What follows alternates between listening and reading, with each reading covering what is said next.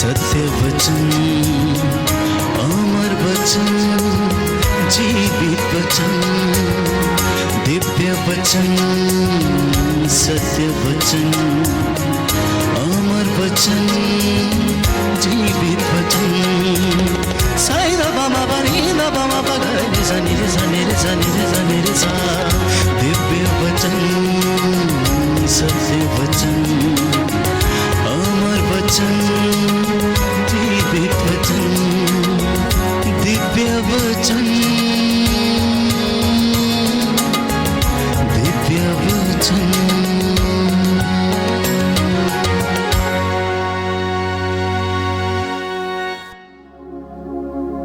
पेतरुस का पहला पत्र, उसका अध्याय 2 पद संख्या 9।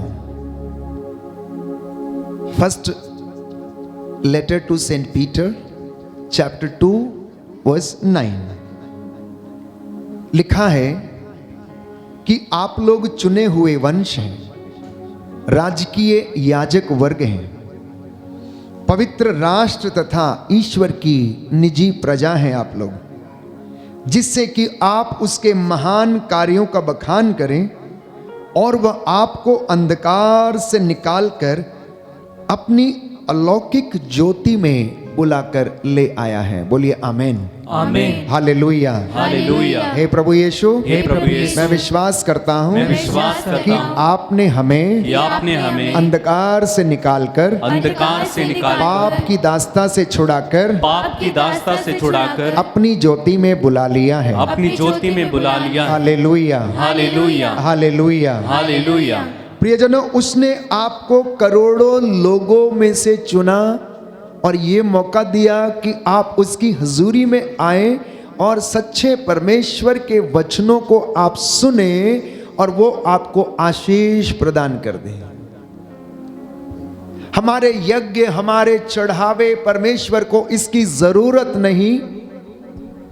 जिस तरह से बुढ़ापे में माता पिता को बच्चे की संपत्ति की लालच नहीं होती, लेकिन सिर्फ बच्चों की उपस्थिति उनके घर में उनके साथ रहे, वही उपस्थिति परमेश्वर अपनी चुनी हुई प्रजा से चाहता है कि मैंने इनको एक सच्ची दाखलता के रूप में मैंने बुलाया, इन्हें लगाया, इन्हें अपनाया।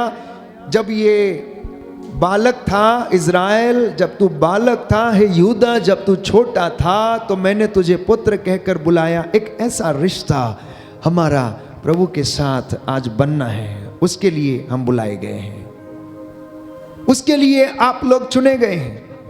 और यही कारण है कि आपने इस वचन को ग्रहण किया और यहाँ पर आप लोग बैठे हैं और कुछ लोग इस वक्त हमारे साथ ऑनलाइन प्रार्थना में कनेक्टेड हैं और वचन को सुन रहे हैं।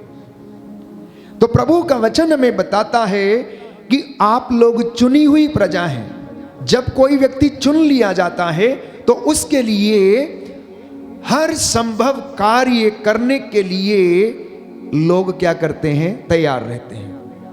जिनको बुलाया जाता है उनके लिए हर प्रकार की सुविधा का इंतजाम किया जाता है।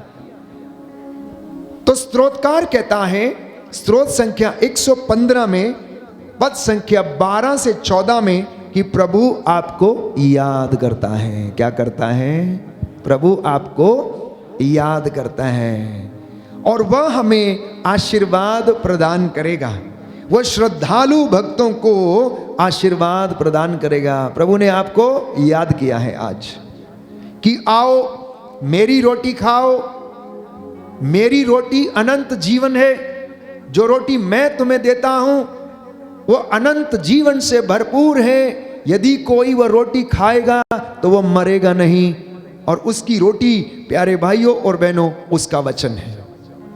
उसकी रोटी उसका वचन है और यह वचन जीवंत वचन है। प्यारे भाइयों और बहनों, आज ये वचन दुनिया में सर्वाधिक पढ़ा जाने वाला वचन है।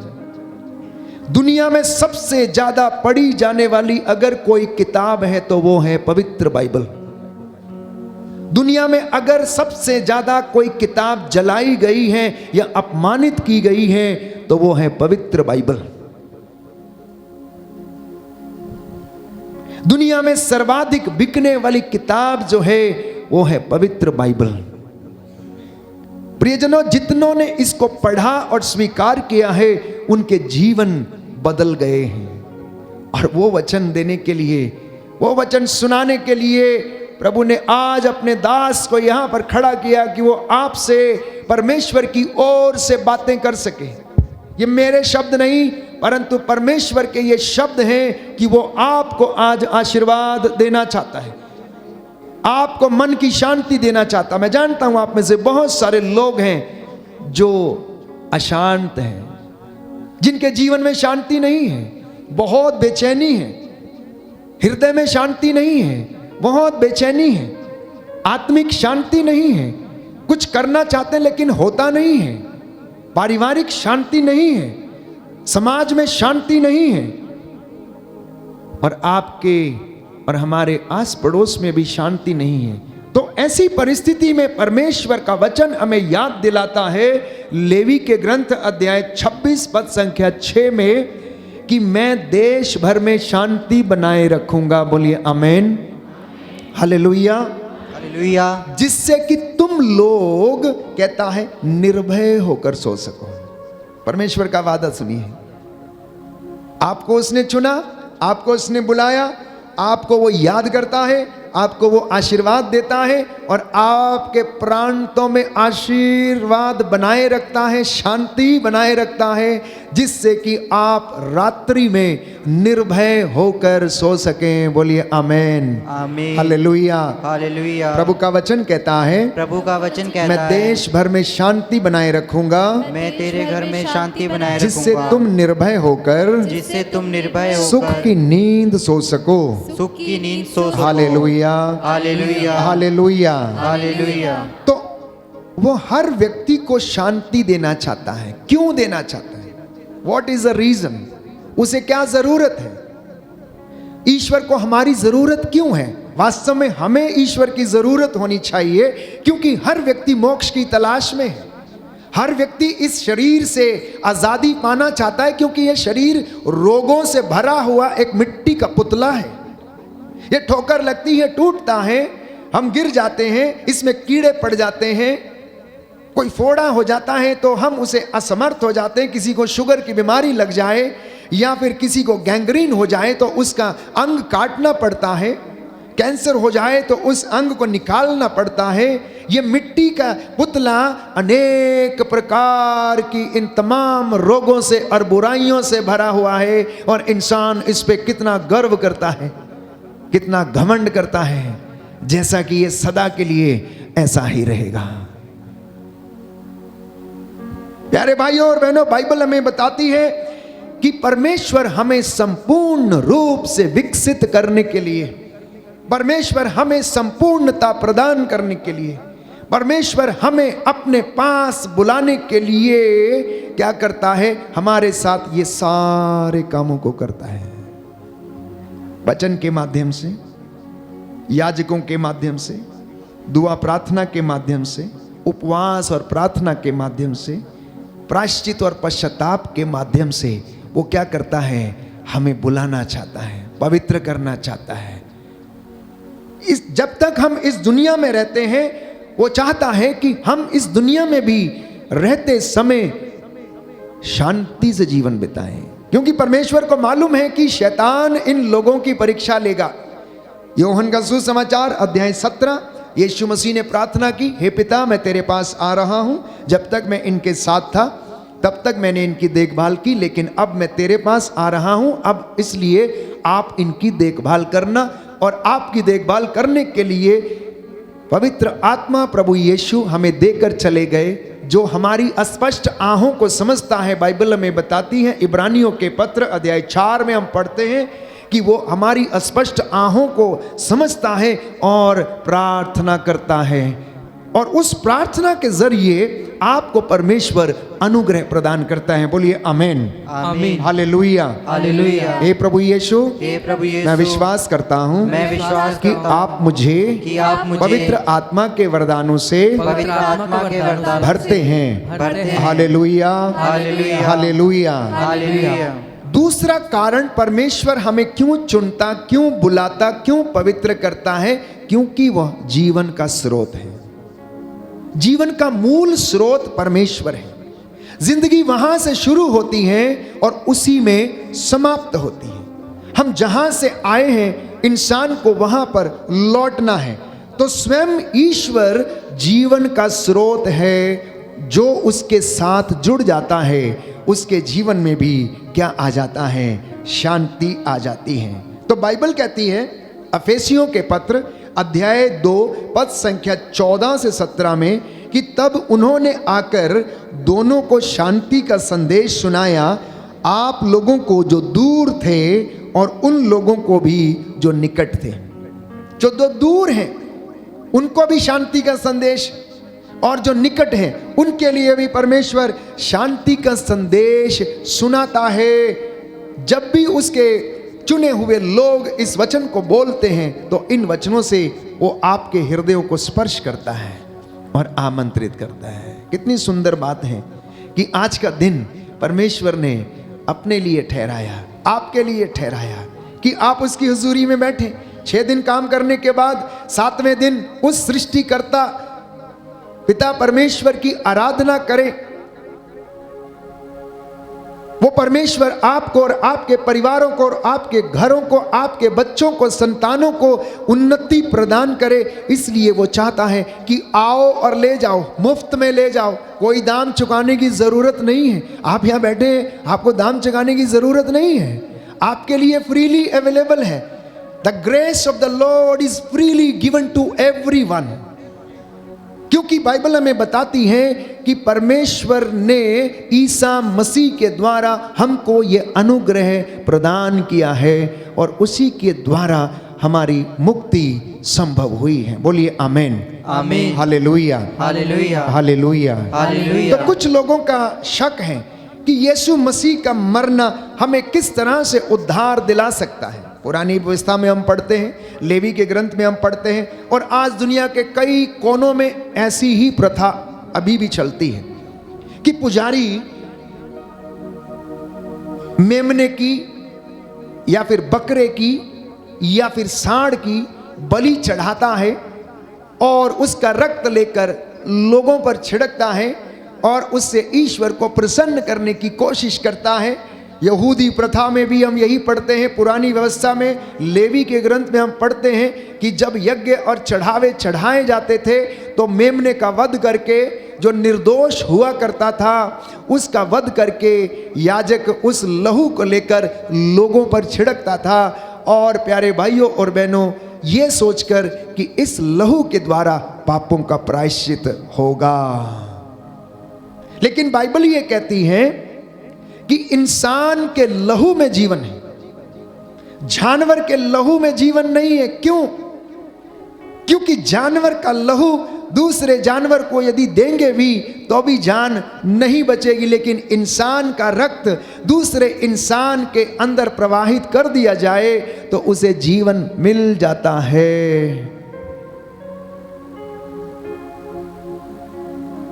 अगर किसी की किडनी खराब हो जाती है तो आपके भाई या बहन या पति की किडनी आपको मिल जाए तो आप जीवित रह सकते हैं, क्योंकि उसमें जीवन है। अब मात्र जीवन होने से फर्क नहीं पड़ता। सुनिए ध्यान से, मात्र जीवन होने से फर्क नहीं पड़ता। वो जीवन पवित्र होना चाहिए, वो जीवन निर्दोष होना चाहिए।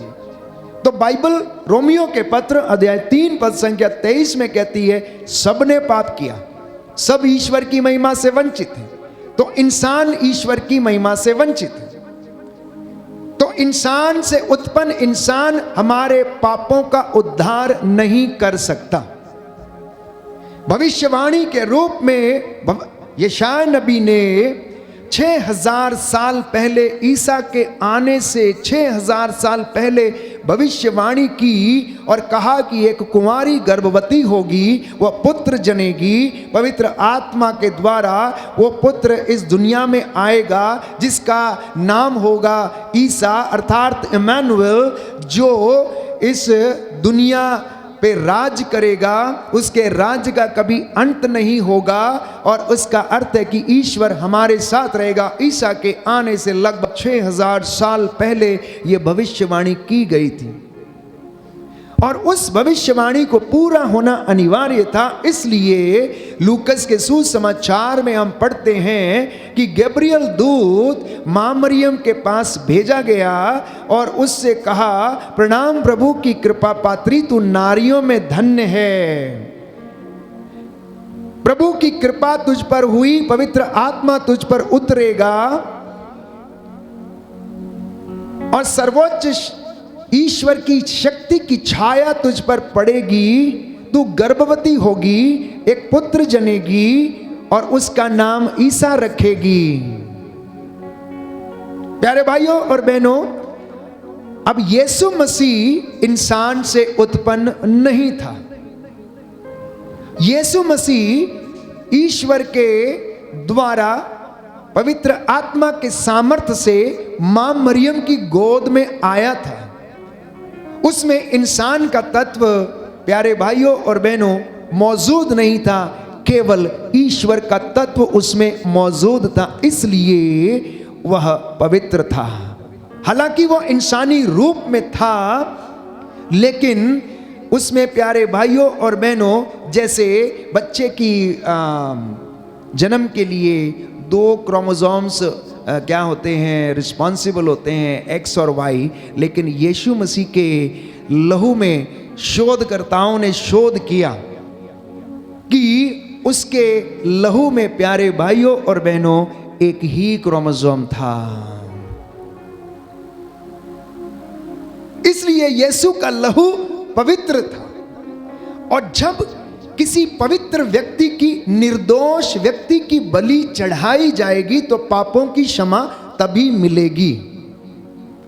तो यहूदी प्रथा में जब याजक ये काम किया करते थे तो वो पहलोठा मेमना लिया करते थे जो निर्दोष हुआ करता था, और यीशु मसीह निर्दोष था, उसके ऊपर कोई कलंक नहीं था, वो निष्कलंक था, पिता से उत्पन्न था। प्यारे भाइयों और बहनों, इसलिए उसके लहू बहाने से आपको और मुझे शांति मिली। बोलिए आमीन, आमीन, हालेलुया, हालेलुया। हे प्रभु यीशु, हे प्रभु यीशु, आपका पवित्र लहू आपका पवित्र मैं अपने लहू शरीर पर, मैं अपने शरीर अपने पर, घर पर, अपने घर पर छिड़क देता हूँ। छिड़क देता हूँ। हालेलुया, हालेलुया, हालेलुया, हालेलुया। तो वो लहू हमें बचाता है, वो लहू हमें शुद्ध करता है, उस लहू में ताकत है। कोई दूसरा लहू हमें सेव नहीं कर सकता। किसी दूसरे व्यक्ति के रक्त बहाए जाने से पाप क्षमा नहीं मिल सकती, किसी दूसरे व्यक्ति के द्वारा मुक्ति नहीं मिल सकती, क्योंकि वे लोग पवित्र नहीं हैं। वो ईश्वर से उत्पन्न नहीं है, इंसान से उत्पन्न है। प्यारे भाइयों और बहनों, और यही कारण है कि चिन्ह चमत्कार होते हैं, यही कारण है रोगी चंगे होते हैं। इतिहास गवाह है, वर्तमान में आप देखते हैं कितने लोग, प्यारे भाइयों और बहनों, अंगीकार करते हैं, लंगड़े चलते हैं, अंधे देखते हैं। यीशु ने कहा, तुम क्या देखते हो? उन्होंने कहा, क्या तुम ये नहीं देखते कि लंगड़े चलते हैं, अंधे देखते हैं, बहरे सुनते, गूंगे बोलते हैं? यीशु मसीह ने अपनी सेवकाई में यही किया, दुष्ट आत्माओं को निकाला, बंदियों को उसने रिहा किया। जितने भी लोग मंदिर में वो सब काम कर रहे थे, उन सबको उसने वहां से भगाया। प्यारे भाई और बहनों, क्योंकि वो चाहता है कि आप लोग प्रभु की पवित्र प्रजा बनकर उसके साथ रहें। फिलिपियों के पत्र अध्याय 4 पद संख्या 7 में हम पढ़ते हैं कि ईश्वर की शांति जो हमारी समझ से परे है, आपके हृदयों और विचारों को ईसा मसीह में सुरक्षित रखेगी। देखिए, परमेश्वर की बहुत सारी बातें, संहिता की बहुत सारी बातें, परमेश्वर के बहुत सारे वचन हमारी सोच के परे हैं कि ये कैसे हो सकता है, क्योंकि इंसानी सोच एक लिमिटेड सोच है। हमारा एक दायरा है, हम उसी दायरे तक सोच सकते हैं, उससे ज़्यादा हम कुछ नहीं सोच सकते हैं। लेकिन परमेश्वर जिसने इस पूरी सृष्टि को बनाया है, जिसने आपको और मुझे बनाया है, वो सब कुछ जानता है। इसलिए मेरी सोच और आपकी सोच ईश्वर की सोच से परे है। लेकिन वो हमारे जीवन में शांति बनाए रखता है और ईसा मसीह में उसे सुरक्षित रखता है। बोलिए आमेन, आमीन, हालेलुया, हालेलुया, हालेलुया। हालेलुया। इसलिए आज का वचन प्रभु आपको दे रहे हैं कि आप लोग शांति, सुसमाचार, उत्साह के जूते पहनकर, सत्य का कमरबंद कसकर आप लोग खड़े हो जाएं और विश्वास की ढाल लिए हुए, मुक्ति का टोप लिए हुए क्या करें? शैतान की हर एक षड्यंत्र का, दुष्ट आत्माओं का सामना करने के लिए आप लोग तैयार रहें। और शांति का परमेश्वर शीघ्र ही हर बुराई को, हर षड्यंत्र को, शैतानी ताकतों और दुरात्मा शक्तियों को आपके पैरों के नीचे डालकर कुचल देगा। बोलिए आमेन, आमीन, हालेलुया, हालेलुया, हालेलुया, हालेलुया, हालेलुया। हालेलुया। तो जब हम शांति में रहते हैं, जब हम धार्मिकता में रहते हैं, जब हम परमेश्वर के नज़दीक रहते हैं, या उसकी बातों को रोज सुनते हैं, या उसके भजन रोज गाते हैं, या उसका नाम जपते हैं, या फिर वचन हम पढ़ने लगते हैं, तो हमारे जीवन में उसकी कृपा का स्तर जो है बढ़ने लगता है। और शांत व्यक्ति के गुण क्या हैं ये हमें पता लगना चाहिए। परिपक्वता शांत व्यक्ति का गुण है। एक पका हुआ फल, प्यारे भाइयों और बहनों, एक फल का जो पका हुआ है उसका गुण क्या है? उसकी मिठास, उसकी मिठास उसका गुण है। बहुत सारे पकते हैं लेकिन अंदर से सड़े हुए रहते हैं, तो परिपक्वता हासिल नहीं हुई है। जब फल, प्यारे भाइयों और बहनों, पकता है, पकने के साथ साथ वो स्वाद भी देता है, मिठास भी देता है, तो ये उसका गुण है। यही बात मसीहों के जीवन में, यही बात बुजुर्गों और प्रभु के चुने हुए लोगों के जीवन में, यही बात बिलीवर्स के जीवन में है कि जैसे जैसे आप पवित्रताई में बढ़ते जाते हैं, विश्वास में बढ़ते जाते हैं, धर्म के कामों में बढ़ते जाते हैं, सेवा के कामों में बढ़ते जाते हैं, आपकी वाणी से मिठास निकलने लगे। जब इंसान जवान होता है, नौजवान होता है, तो उसके अंदर लड़कपन होता है। लड़कपन, उत्तेजना, तुरंत उत्तेजित हो जाना। लेकिन जैसे जैसे उम्र ढलने लगती है, वैसे वैसे उसके अंदर यह परिवर्तन आना अनिवार्य है। और यह परिवर्तन कैसे आता है? जब तक हम वचन को सुनते नहीं, ग्रहण नहीं करते, अपने विचारों को नहीं बदलते, हम अपने रास्ते नहीं बदलते, तब तक ये नहीं आता। तो सबसे पहला गुण एक शांत व्यक्ति का है परिपक्वता। दूसरा गुण उसका है आत्मविश्वास। जो व्यक्ति प्रभु में शांति प्राप्त करता है, वचन में रहता है, उसका आत्मविश्वास बड़ा स्ट्रांग रहता है। उसे किसी चीज की कमी नहीं रहती, भरोसा करता है कि प्रभु मेरे जीवन में ऐसा करेगा। इसलिए आप लोगों के जीवन में यह विश्वास होना चाहिए कि प्रभु आपने कहा कि मैं तुम्हें शांति प्रदान करूंगा, तो ये वचन हमें ग्रहण करना है। प्रभु आपने कहा मैं तुम्हें चंगा करूंगा, ढारस रख, निराश मत हो, मैं तेरे आगे चलूंगा। आज ये वचन मेरे जीवन में पूरा हो जाए। आप इस वचन को लेकर जाएंगे, आपके जीवन में वो पूरा होगा। प्रभु आपने कहा थके मांदे और बोझ से दबे हुए लोगों मेरे पास आओ, मैं विश्राम दूंगा।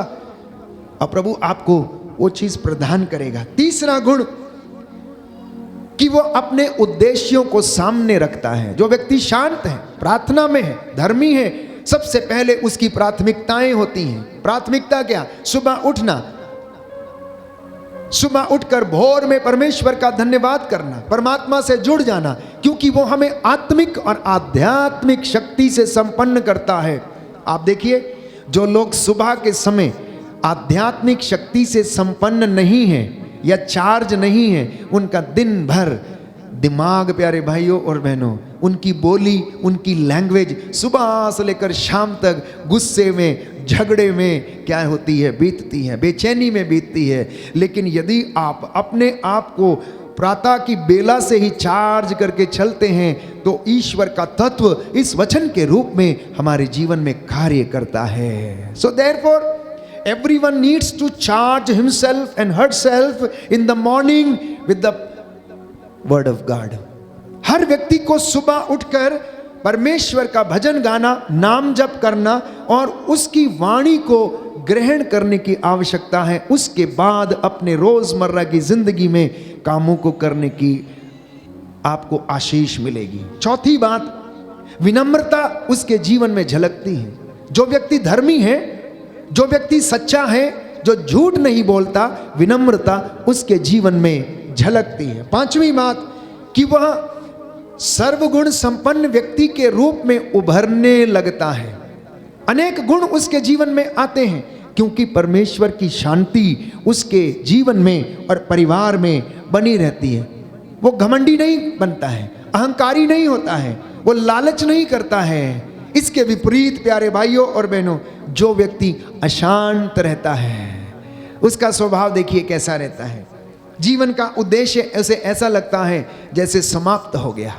अशांत व्यक्ति को ऐसा लगता है सब कुछ खत्म हो गया, हम बर्बाद हो गए, हम लुट गए, हमारा घर लुट गया, हमारा ये खो गया, हमारा वो खो गया, और ऐसा लगता है सब कुछ समाप्त हो गया। नहीं, जब आप ऐसा सोचते हैं कि सब कुछ समाप्त हो गया, वहीं से एक नई जिंदगी की शुरुआत होने लगती है अगर आप भरोसा करेंगे।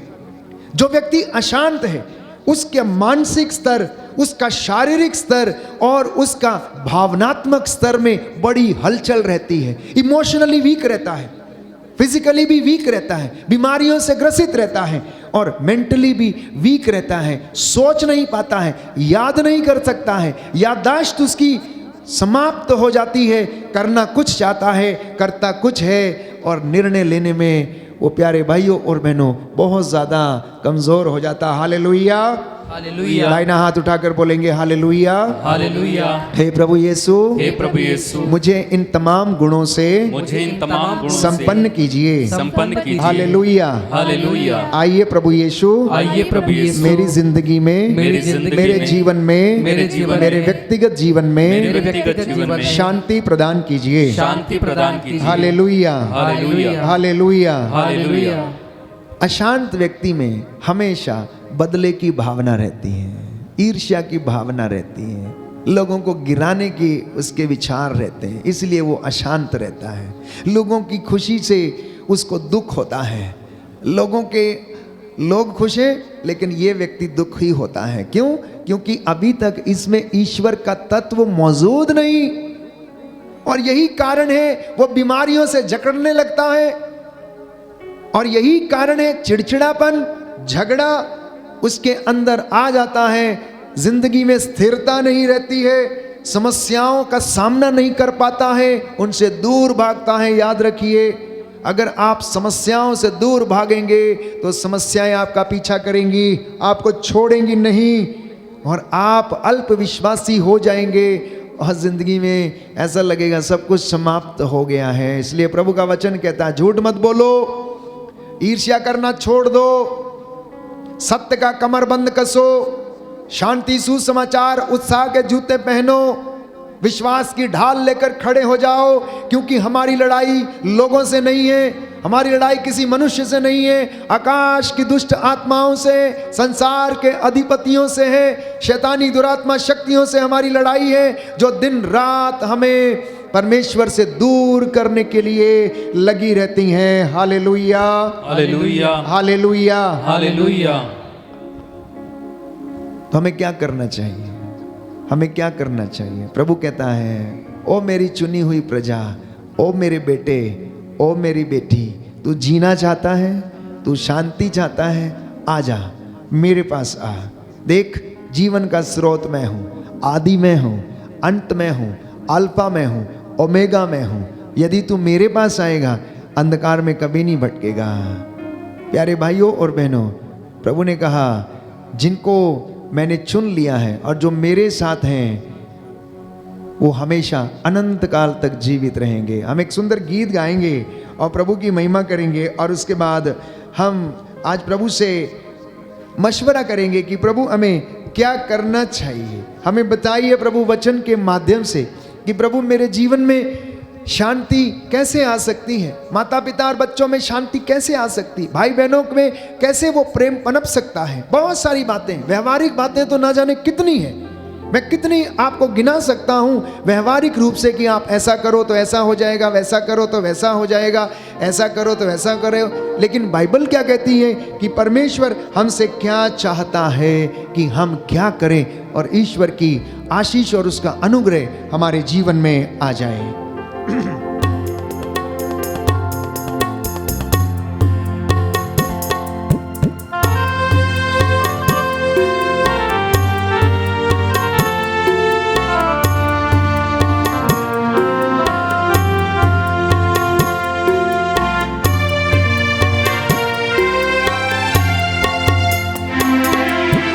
यीशु बुलाता तुम्हें,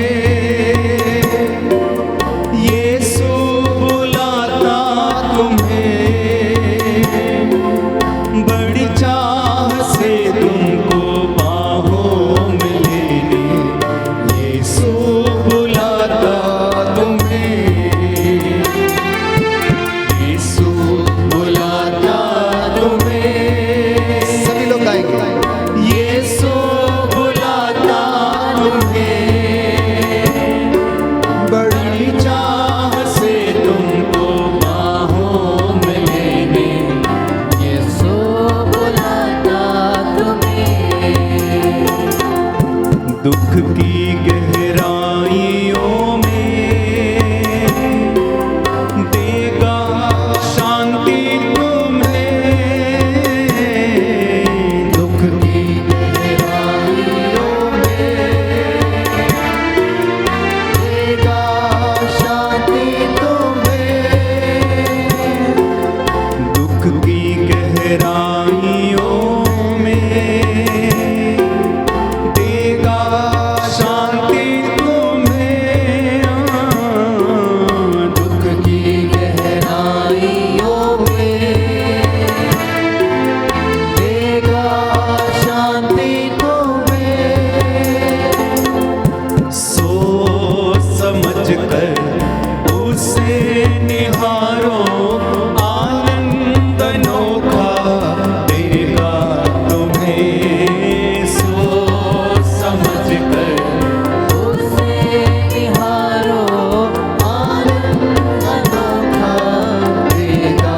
यीशु बुलाता, यीशु बुलाता तुम्हें, यीशु बुलाता तुम्हें, बड़ी चाह से तुमको बाहों में लेने।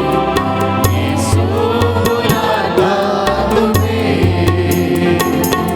अगर तेरा दिल दुखित हो, वह शांति देगा तुम्हें। तेरा दिल दुखित हो, वो शांति देगा तुम्हें।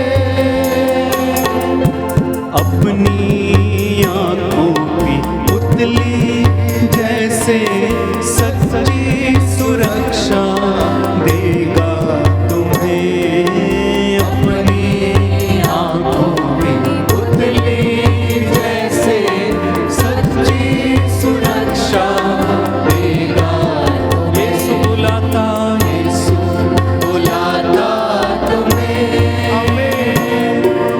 यीशु बुलाता तुम्हें, बड़ी चाह से तुमको बाहों में लेने। यीशु बुलाता तुम्हें, यीशु बुलाता, यीशु बुलाता तुम्हें। यीशु बुलाता तुम्हें, बड़ी चाह से तुमको बाहों में लेने। यीशु बुलाता तुम्हें, यीशु बुलाता तुम्हें। यीशु बुलाता तुम्हें। तो शांति प्राप्त करने के लिए हमें क्या करना चाहिए? सबसे पहले समस्याओं से हम साक्षात्कार करें, उनका सामना करें। आपकी समस्याओं का हल आपसे उतनी दूर है जितने आपके जमीन से घुटने दूर हैं। बाइबल हमें बताती है कि आपकी समस्याओं का हल आपसे इतनी दूर है जितने आपके जमीन से घुटने दूर हैं। इतिहास गवाह है प्यारे भाइयों और बहनों, संत मोनिका के जीवन में जब उसका बेटा अगस्टिन पूरे बुराई का जीवन जीता था तो 18 साल तक लगातार घुटनों पर आकर वो प्रार्थना करती रही, तपस्या करती रही। और लिखा है कि जहां पर वो प्रार्थना करती थी उस जमीन को वो आंसुओं से भिगो दिया करती थी। सिमोन फरीसी के घर में जब यीशु बैठे हुए थे, भोजन करने जा रहे थे, तो उस वक्त वहां पर एक स्त्री आई जिसका जीवन बहुत ज्यादा अच्छा नहीं था। वो आंसुओं से उसके पैरों को भिगोती रही, केशों से उसे पोंछती गई और उसे प्यारे भाइयों और बहनों क्षमा मिल गई।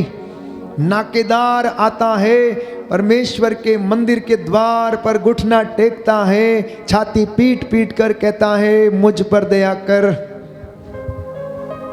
बाइबल हमें बताती है कि जकरियस अपने बुढ़ापे में परमेश्वर के मंदिर में याजक के रूप में उसकी सेवा करता था और वहां पर अन्ना नामक नबिया जो बुढ़ापे तक जो 80 वर्ष की थी वो लगातार क्या करती रही, तपस्या करती रही। और परमेश्वर ने प्यारे भाइयों और बहनों उसे भी दर्शन दिए यीशु के रूप में। जकरियस ने कहा कि अब तेरे दास ने, तेरे सेवक ने तेरी महिमा देख ली है, इसलिए तू अब अपने दास को क्या कर, शांति से विदा कर। आपकी समस्याएं भी ऐसे ही प्यारे भाइयों और बहनों टल जाएंगी यदि हम अपने आप को समर्पित करते हैं और समस्याओं से हम साक्षात्कार करते हैं। उनसे अगर आप भागेंगे तो ये आपको भगाएंगी। सामना करना, खड़े हो जाना, क्योंकि हमारा प्रभु हमारी समस्याओं से बड़ा है। बोलिए आमीन। आमीन। Our Lord is bigger than our problems. इसलिए कोई व्यक्ति ये ना कहे कि मेरी समस्या सबसे बड़ी है। नहीं, आपको ये कहना चाहिए कि मेरा प्रभु सबसे बड़ा है। मेरा प्रभु इन तमाम बुराइयों से मुझे आजाद कर सकता है। वो मेरे लिए लड़ेगा क्योंकि उसने वादा किया है, मैं तुम्हारी ओर से युद्ध लड़ूंगा, मैं तुम्हारे आगे आगे बर्रे भेजूंगा जो हिव्वियों, कनानियों, परिज्जियों को क्या करेंगे, खदेड़ देंगे। और उसने ऐसा किया। उसने कहा डरो मत, मैं तुम्हारे आगे चलूंगा।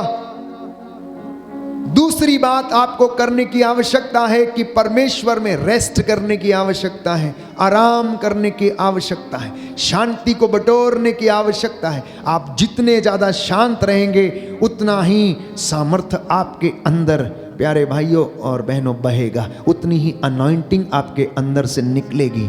क्योंकि शांति परमेश्वर से आती है, क्योंकि वो शांति का परमेश्वर है और वो सामर्थ्य उससे आता है। एक जिम में जाने वाला लड़का या लड़की प्यारे भाइयों और बहनों वो कसरत करके अपने मसल्स को स्ट्रॉन्ग करता है, लेकिन आध्यात्मिकता में रहकर तपस्या करने वाला व्यक्ति ईश्वर से वो सामर्थ्य को प्राप्त करता है।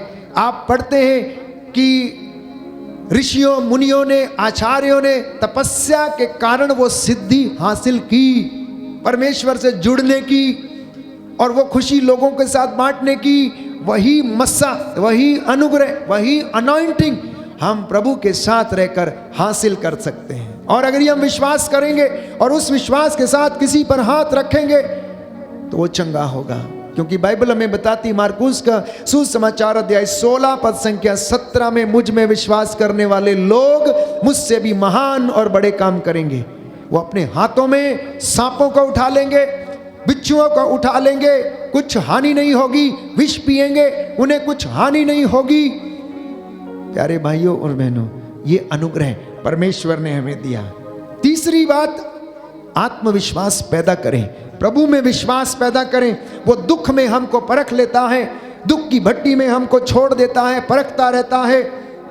हम जीवन के लिए एक नया उद्देश्य स्थापित करें, और वो उद्देश्य है परमेश्वर के साथ रहना, वचन में जीना, वचन में बढ़ना, वचन में चलना, वचन में सुनना, वचन को सुनाना, वचन की गवाही बनना। चौथी बात, सकारात्मक रवैया अपनाने की कोशिश करना, परमेश्वर के चिन्ह और चमत्कारों को अनुभव करने की कोशिश करना, क्योंकि बाइबल हमें बताती है, यिर्मयाह नबी का ग्रंथ अध्याय 50 पद संख्या 4 और 5 में, कि ईश्वर हमें आशीषित करने से पहले हमें दुख की भट्टी से होकर जाने देता है। कुछ देने से पहले वो हमको खाली होने देता है। अनॉइंटिंग लेने से पहले वो हमको उपवास की तपस्या में जाने देता है, प्रार्थना की तपस्या में जाने देता है, अनुशासन में बनने देता है, और वो हमें आशीष देना चाहता है। वो हमारे जीवन में ऐसा होने देता है जिससे कि हम आग की भट्टी में नहीं, दुख की भट्टी में परखे जाएं और हमारे जीवन की परख हो जाए। क्योंकि बाइबल हमें बताती है प्यारे भाइयों और बहनों कि यशायाह नबी का ग्रंथ अध्याय 60 पद संख्या 22 में हम पढ़ते हैं कि उसमें से प्रत्येक से 1000 उत्पन्न होंगे, और सबसे दुर्बल से एक शक्तिशाली राष्ट्र उत्पन्न होगा, और मैं उचित समय पर यह अविलंब पूरा करूंगा। कहता है उसमें से प्रत्येक व्यक्ति से 1000 लोग उत्पन्न होंगे, और सबसे दुर्बल व्यक्ति से एक शक्तिशाली राष्ट्र उत्पन्न होगा।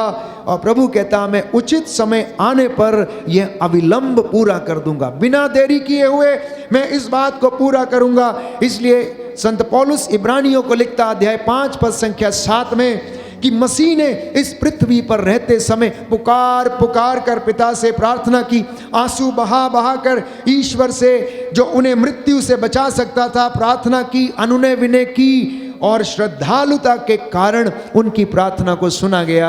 आपकी भी प्रार्थना सुनी जाएगी। बोलिए आमेन, आमीन, हालेलुया, हालेलुया, हालेलुया, हालेलुया, हालेलुया, हालेलुया। हे प्रभु यीशु, हे प्रभु यीशु, मेरे जीवन में में आपके वादे आपके पूरे हो जाने दीजिए। पूरे हो जाने हालेलुया, हालेलुया, हालेलुया, हालेलुया। तो एक वादा आज प्रभु आपसे कर रहा है। जो सोचते हैं कि हम दुखी हैं, जो सोचते हैं कि बीमार हैं, जो सोचते हैं सब कुछ समाप्त हो गया, आज एक वादा प्रभु आपसे करना चाहता है। और वचन है यशायाह नबी का ग्रंथ अध्याय 65 पद संख्या 23 से 24 कि अब वे व्यर्थ परिश्रम नहीं करेंगे। कहता है अब ये लोग व्यर्थ परिश्रम नहीं करेंगे, इनकी संतानें दुर्दिन नहीं देखेंगी, प्रभु का आशीर्वाद इन पर और इनके वंशजों पर बना रहेगा, बशर्ते कि ये मेरी आज्ञाओं पर चलने वाले बन जाएं, बशर्ते कि ये मेरे वचनों को ग्रहण करें, बशर्ते कि ये ईमानदार रहें, बशर्ते कि ये झूठ ना बोलें, चोरी ना करें, हत्या ना करें, ईर्ष्या ना करें, घमंड ना करें, तो इनकी संतानें उन्नति देखेगी, दुर्दिन नहीं देखेगी, और मैं इनके साथ किए हुए वादों को पूरा करूंगा। बोलिए आमीन, आमीन। खाली संतानें नहीं, आने वाले वंशज भी आपके आशीर्वाद प्राप्त करेंगे, आपके नाती पोते, उनके बच्चे, और आगे उनके नाती पोते और उनके बच्चे, आने वाली पीढ़ियां प्यारे भाइयों और बहनों ईश्वर की महिमा देखेंगी। इसलिए प्रयत्न करना, प्रार्थना करना, जुड़ जाना, क्योंकि जुड़ने में आनंद है, उसे देखने में आनंद है। जो उसकी ओर दृष्टि लगाता आनंदित रहता है, वो निराश नहीं होता। उनके घर सदा भरे पूरे रहते हैं, उन्हें किसी चीज़ की कमी नहीं रहती है, क्योंकि वह उनके देखते देखते उनके लिए खाने की मेज सजाता है और उनके सिर पर तेल का विलेपन करता है, उनके प्याले लबालब भर देता है, क्योंकि उन्हें उसकी लाठी और सोटे पर भरोसा है। चाहे अंधकार की घाटी से होकर जाना क्यों ना पड़े, वो शंका नहीं करते, वो निडर रहते हैं, चलते जाते हैं, चलते जाते हैं, वो उनके लिए प्रबंध करेगा। बोलिए आमीन, आमीन। तो आज एक दूसरा वादा प्रभु आपसे करता है कि मैं इनके लिए प्रबंध करूंगा। बोलिए आमीन, आमीन। क्योंकि उसने बाइबल हमें बताती हैं इब्राहिम के लिए प्रबंध किया, अपनी प्रजा के लिए प्रबंध किया, इजराइलियों के लिए प्रबंध किया। कहता है इनके दुहाई देने से पहले मैं इन्हें उत्तर दूंगा, इनकी प्रार्थना पूरी होने से पहले मैं उसे स्वीकार करूंगा। आप और आपके बच्चे ईश्वर के चिन्ह और प्रतीक हैं, इसलिए उनको दुर्दिन कभी नहीं देखने देगा। बोलिए आमीन, आमीन, हालेलुया। हालेलुया। एक आशीष प्रभु आज वचन के द्वारा देना चाहता है। अपने दास के मुख से इस वचन के द्वारा आपको ये आशीष देना चाहता है। यशायाह नबी का ग्रंथ अध्याय 58 पद संख्या 11। याद रखिए, इन वचनों को लेकर जाना साथ में, इनको बोलना, प्रभु आज आपने ये वचन दिया, प्रभु आज ये वचन मेरे जीवन में, परिवार में पूरा हो जाए कि प्रभु तुम्हारा निरंतर पथ प्रदर्शन करेगा। आज जो निर्णय लेंगे यीशु में लेंगे वो पूरे होंगे, असफल नहीं होंगे। आप जो भी निश्चय करेंगे वो परमेश्वर उसे पूरा करेगा। और क्योंकि अध्याय 58 यशायाह नबी का ग्रंथ पद संख्या 11 बाइबल इस बात को प्रमाणित करती है कि वो आज आपका पथ प्रदर्शन करेगा, तुम्हें मरुभूमि में तृप्त करेगा।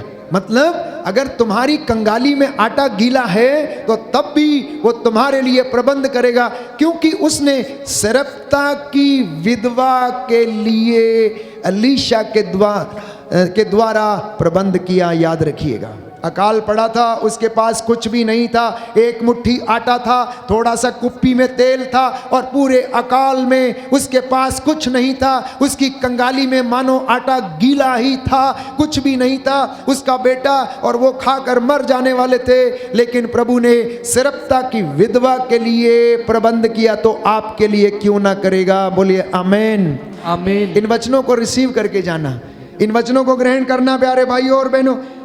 अगला वचन है वह तुम्हें शांति प्रदान करता रहेगा, करता रहेगा, continuous tense, always he will keep on doing. और तुम्हें सींचे हुए बगीचे की तरह बनोगे। तुम एक सींचे हुए बगीचे की तरह जिसमें पेड़ हरा भरा रहता है, पौधा खिला हुआ रहता है, और जल स्रोत के सदृश जिसकी धारा कभी समाप्त नहीं होती है। ये वादा है। यशायाह नबी का ग्रंथ अध्याय 65 पद संख्या 23 से 24। और उसकी आशीष जो आपको वो अपने दास के द्वारा इस वचन के माध्यम से दे रहा है, यशायाह नबी का ग्रंथ अध्याय 58 पद संख्या 11। ये वचन आपके जीवन में पूरा हो जाए और आपको शांति और चंगाई मिले। बोले आमीन, आमीन। आइए हम खड़े हो जाएंगे इस वक्त। प्रभु के वचन हमारे जीवन में अपना कार्य करें और रूह का दुगना मस्सा हम पर छा जाए। इस वक्त हम चंगाई की प्रार्थना में जा रहे हैं। एक एक व्यक्ति अपने आप को समर्पित करें। बीच में थोड़ी जगह छोड़ें, आप लोग अच्छे से लाइन में खड़े हो जाएं। इस वक्त जो भी बोला जाता है, जो भी गाया जाता है, या जैसे भी आपको करने के लिए कहा जाता है, आप उन वचनों का पालन करें। प्रभु यीशु हमारे बीच में है। वचन सुनाने के बाद जिस तरह से संध्या समय में लोग अपने रोगियों को यीशु के पास ले आते थे और वो उन पर हाथ रखते थे, वो चंगे होते थे, आज वही प्रभु अपने दास के द्वारा इन वचनों के माध्यम से आप लोगों को चंगाई प्रदान कर